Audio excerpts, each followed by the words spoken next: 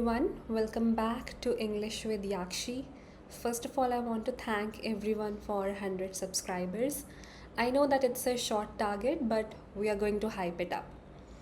So, today we are going to understand how to build vocabulary. And this is not only for IELTS exam, but if you are looking to level up or ace your game when it comes to vocab, this exercise is for you. So let's get started without wasting any time. First of all, let's talk about the importance of vocabulary in IELTS. Now, you know that vocabulary is present in all the modules, whether it's writing, speaking, reading, or listening. Whichever module you see, it is going to contain vocabulary. Somewhere you have to exhibit vocabulary, and somewhere you have to absorb vocabulary. So, in a nutshell, this is a skill which is going to help you in all the four modules. Then it increases your lexical resource. Now, lexical resource is a synonym for vocabulary, and it is one of the assessment criteria for speaking and writing. And in writing, it is the assessment criteria for both writing task 1 and writing task 2. So, basically, when you're working on vocabulary, you're building up your band score. Lastly, it improves understanding and expression of ideas. Whether you're absorbing ideas, if you know a lot of words, if you know some of the tough ones, you'll be able to understand the meaning. And while expression, when you use different synonyms, it again level ups your score. So let's understand how to build our vocabulary. Now, to work on vocabulary, you have to focus on which zone you want to work on.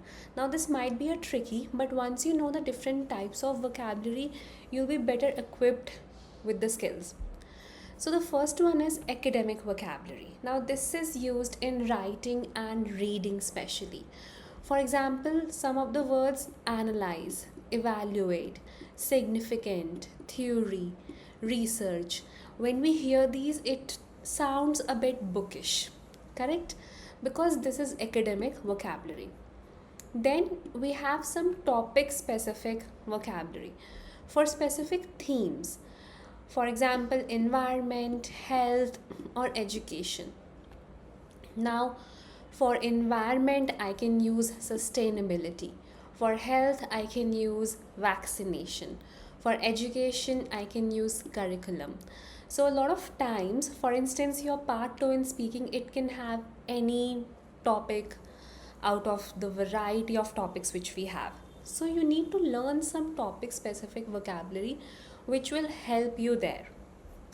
And the third one is everyday conversational phrases.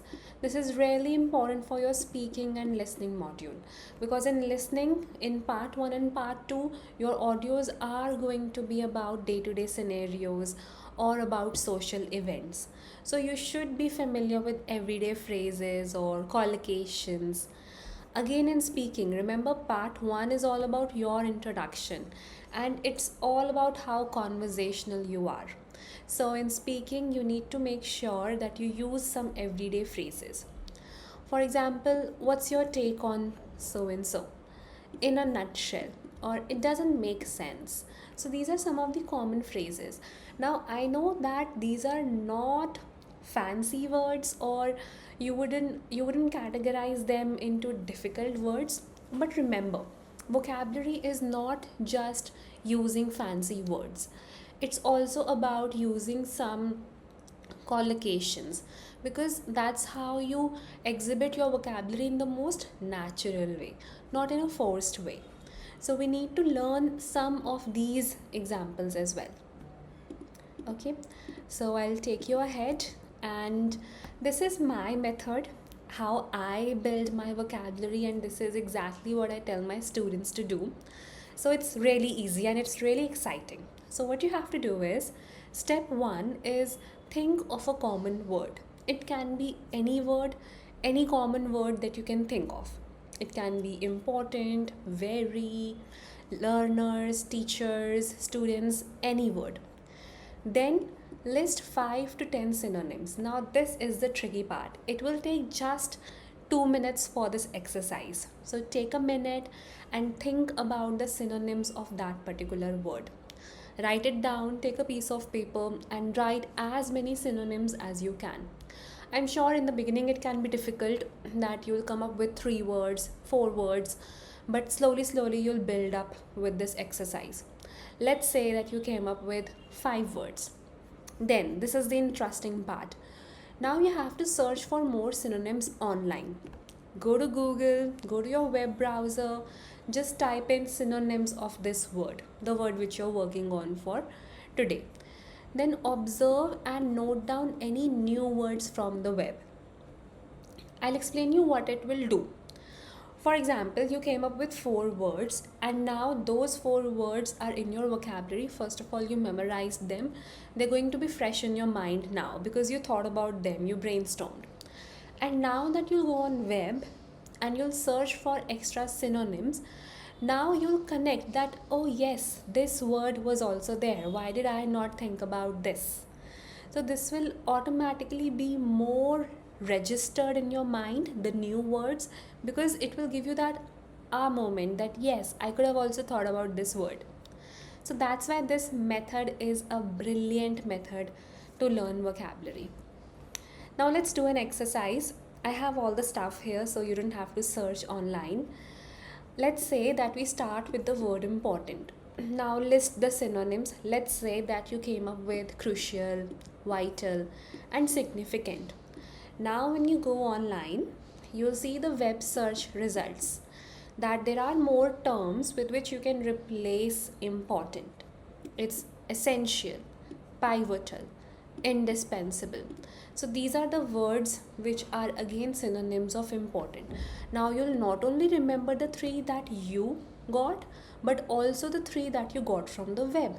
So technically, within 2 minutes, you have registered 6 vocabulary words in your mind.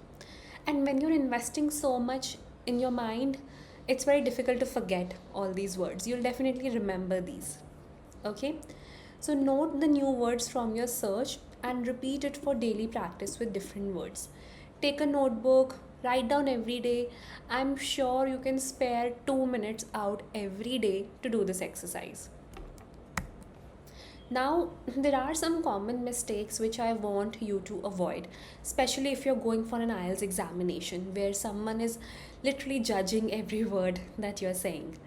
So, first of all, don't misuse synonyms without knowing their exact meaning. Sometimes what you think might be the meaning of the word might not be the correct answer. So always be sure that you know what's the exact meaning of the synonyms that you are using. And overcomplicating sentences is not the correct way. See, IELTS is not about giving the most intellectual answers or being the smartest one in your interview or in your exam. It's about how conversational you are, right? So it should be in a flow and it should be conversational. Your vocabulary should stand out in a natural way, not in a forced way. Then overusing the same words or ignoring collocations. Now, when you overuse the same phrases, even I do this sometimes. There was a moment when someone just saw my video and they just told me that, do you know how many times you said undoubtedly? And then I was like, yes, I should take a note of it. So it's okay. Sometimes we repeat a lot of words, but be conscious about it so that you don't overuse them. And don't ignore collocations. I will cover collocations in a separate video because it's a in-depth topic which cannot be explained in a moment. But don't ignore collocations because they are the most natural word combinations, such as in the long run, in the short run, heavy rainfall, quick glance. So these are known as collocations. I'll definitely make another video on it and I will add the link to it. Then learning words without context. Sometimes we just read a word and we think it might have this meaning and then we just use it incorrectly. Always be sure, look it up, search on Google. It won't take more than 1 minute. Then, not reviewing vocabulary regularly, leading to forgetfulness. Now, if we go back real quick, this exercise, it's a good one, but if you just do this and forget your notebook or throw your notebook away, it's not gonna work. You have to revise it.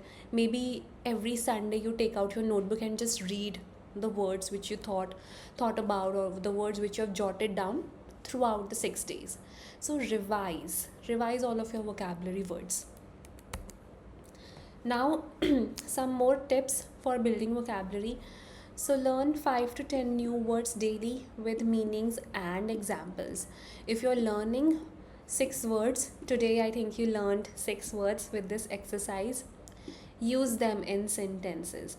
This will help you understand how to use it, because learning words is not the end of story. You need to understand how to fit it into a sentence as well.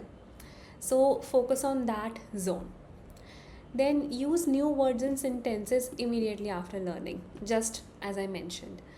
Practice synonyms and antonyms for variety in expression. Now, this is a good one. When you learn a new word, quickly see what's the opposite of this word. That's an interesting one, because if I say someone is shy, now I think about what's the opposite of shy? It's confident. But if I feel that shy is a common word, what's a fancy word for shy? Then it would be timid. Okay, timid basically means lack of confidence, or opposite of a confident person. So think about this way. So see, you have to be curious. Then review words weekly to strengthen retention. I already told you, Sunday is the day when you should sit down and read your words, and then you can binge watch your favorite show. So, read English articles, books to encounter new words in context.